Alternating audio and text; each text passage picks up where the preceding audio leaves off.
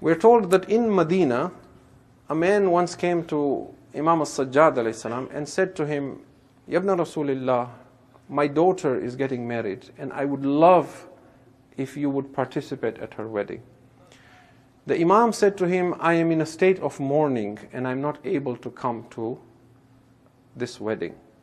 So he asked the Imam and said, Yabna Rasulillah, is there anything I can do that will bring you to my home and bless this occasion?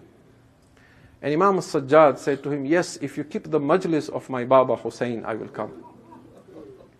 This is how we started this tradition, what we call Shuruwat-e-Shadi, where at the start of a wedding we hold a majlis. And people are surprised, why do you cry before the start of a wedding? We cry because we want the spirit of Zainul Abidin to be at our weddings as well.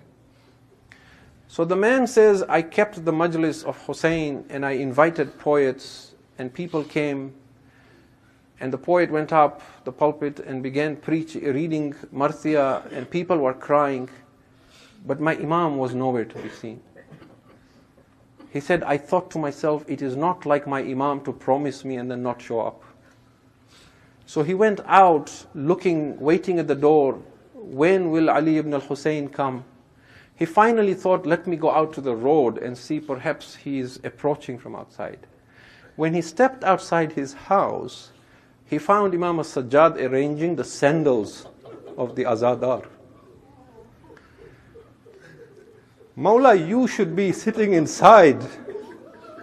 I kept this majlis so you will attend. And what did Zainul Abidin say to him? He said, you do not know the maqam of those who cry for Hussain.